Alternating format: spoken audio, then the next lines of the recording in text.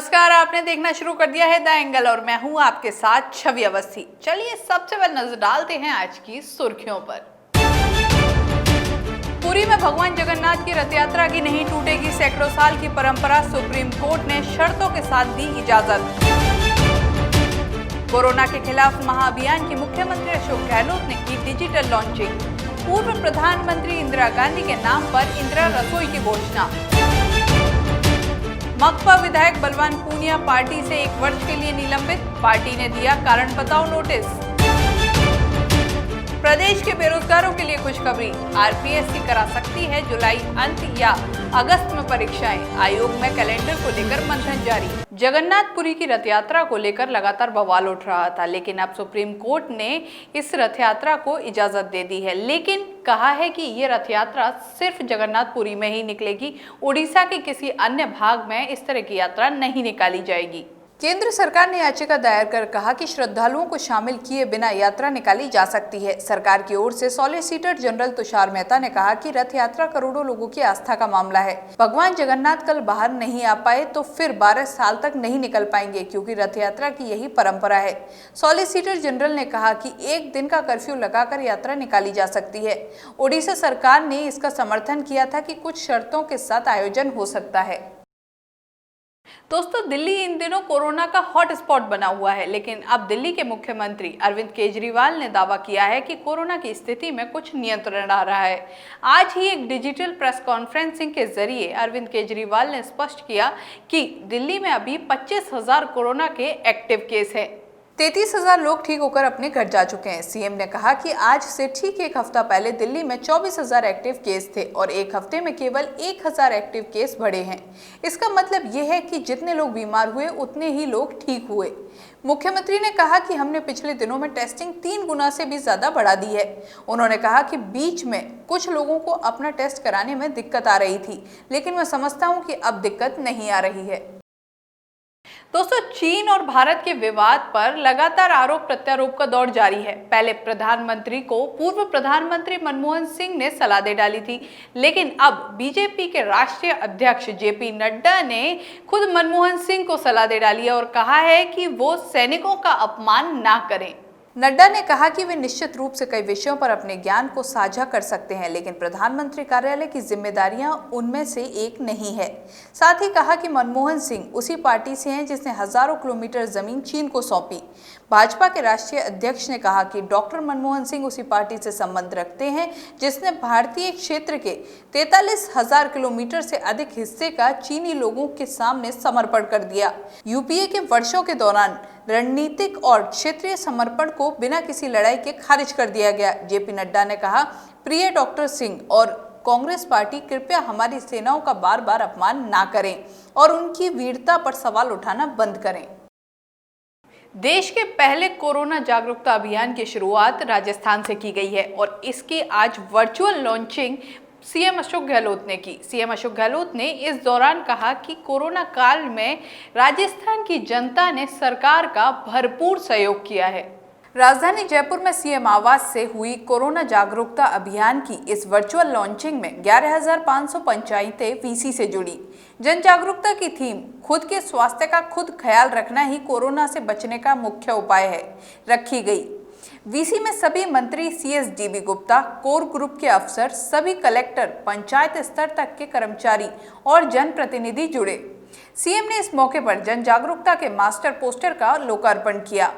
ये अभियान 10 दिन तक चलेगा। सीएम ने कोरोना के खिलाफ जागरूकता के लिए मास्क लगाकर सेल्फी भी ली। मुख्यमंत्री गहलोत ने इस मौके पर घोषणा करते हुए पूर्व प्रधानमंत्री इंदिरा गांधी के नाम पर इंदिरा रसोई की घोषणा की। इस रसोई में नगर पालिका क्षेत्र में सुबह शाम रियायती दर पर पौष्टिक भोजन मिल सकेगा। राजस्थान रोडवेज ने अपने संचालन के रूट को लगभग दोगुना कर दिया है।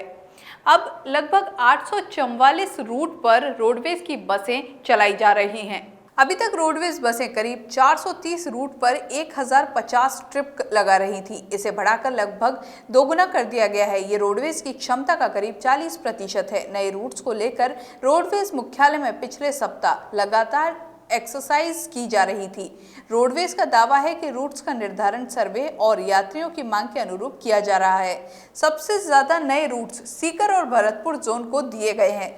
यहाँ पहले के मुकाबले रूट्स की संख्या दोगुनी कर दी गई है। राजस्थान में राज्यसभा चुनाव चाहे संपन्न हो गए हैं, लेकिन सियासी उठापटक अभी भी जारी है। आज मकपा ने अपने ही विधायक बलवान पूनिया को सस्पेंड कर दिया क्योंकि उन्होंने कांग्रेस को सपोर्ट किया था। मकपा के राज्य सचिव अमराराम ने जानकारी देते हुए बताया कि राज्य सचिव मंडल की बैठक में ये निर्णय लिया गया है। उन्होंने बताया कि हाल ही में संपन्न राज्यसभा चुनाव में पूनिया द्वारा पार्टी अनुशासन भंग कर कार्य करने की भूमिका पर विचार विमर्श करने के बाद उन्हें पार्टी निर्णय के विपरीत कार्य करने का दोषी मानते हुए पार्टी सदस्यता से 1 वर्ष के लिए तुरंत प्रभाव से निलंबित करने का निर्णय लिया गया है। अमराराम ने बताया कि उन्हें पार्टी की ओर से कारण बताओ नोटिस भी जारी कर दिया गया है, जिसका जवाब उन्हें 7 दिन में देना है। प्राध्यापक संस्कृत शिक्षा परीक्षा सहित कई भर्तियां अभी तक अटकी हुई हैं, जिसे देखते हुए बेरोजगारों के लिए सरकार ने एक अच्छी खबर दी है। राजस्थान लोक सेवा आयोग जल्द ही जुलाई के आखिर तक या अगस्त में इन परीक्षाओं के साक्षात्कार करवाने जा रहा है। आयोग निकट भविष्य में आयोजित की जाने वाली परीक्षाओं और इंटरव्यू के कैलेंडर की तैयारी करने में जुटा हुआ है। आयोग में इस प्रस्तावित कैलेंडर को लेकर मंथन जारी है। जब से यूपीएससी द्वारा सिविल सेवा प्रारंभिक परीक्षा का संशोधन कार्यक्रम जारी किया गया है, तब से आयोग में भी शेष परीक्षाओं के आयोजन की संभावनाओं को लेकर मंथन जारी है। आयोग को पशु चिकित्सक अधिकारी के 900 पद, लाइब्रेरियन ग्रेड 2 के 12 पद और विभिन्न पदों के लिए भी भर्ती परीक्षाओं के आयोजन कराने हैं। निजी स्कूलों के फीस माफ करने का मामला लगातार तूल पकड़ता जा रहा है। आज राजधानी जयपुर के करतारपुरा स्थित वॉरेन एकेडमी में भी अभिभावकों ने प्रदर्शन किया। अभिभावकों ने नो स्कूल नो फीस की मुहिम तेज कर दी है। अभिभावकों की मांग है कि स्कूल प्रशासन 3 महीने की फीस माफ करे। इसके लिए अभिभावक स्कूल प्रशासन पर दबाव बना रहे हैं। स्कूल उनकी सुने और 3 महीने की फीस माफ कर दे। इसको लेकर बड़ी संख्या में अभिभावक स्कूल पहुंचे। अभिभावक इसको लेकर लगातार संघर्ष कर रहे हैं। लॉकडाउन के कारण आम जनता को खासी परेशानी हुई है। बिजली बिल माफी की भी लगातार लोगों की तरफ से मांग की जा रही है। इसी बात पर आज जगतपुरा में कम्युनिस्ट पार्टी मार्क्सवादी ने बैठक की। दुकानदारी भी काफी कम हो रही है। ऐसे हालत में गहलोत सरकार को बिजली का बिल माफ कर देना चाहिए। उन्होंने सरकार को चेतावनी दी कि अगर उनका बिजली का बिल माफ नहीं होगा तो वो बड़ा आंदोलन करेंगे। दोस्तों चलिए अब बात करते हैं आपके घर की बजट की, जो कि बिगड़ रहा है पेट्रोल और डीजल की बढ़ती कीमतों से। पेट्रोल और डीजल की कीमतों में लगातार आग लगी हुई है। दिनों दिन बढ़ोतरी हो रही है और देश हो चाहे प्रदेश हो, पेट्रोल डीजल की कीमतें आसमान छू रही हैं। राजधानी जयपुर में पेट्रोल के दाम में 35 पैसे और डीजल के दाम में 87 पैसे की बढ़ोतरी हुई है।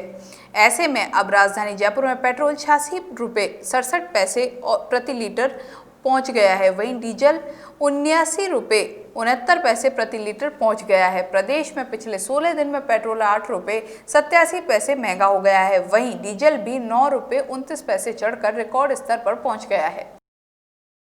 इस बुलेटिन में बस इतना ही। अगर आपको हमारा वीडियो पसंद आया है तो हमारे चैनल को सब्सक्राइब करना ना भूलें। नमस्कार।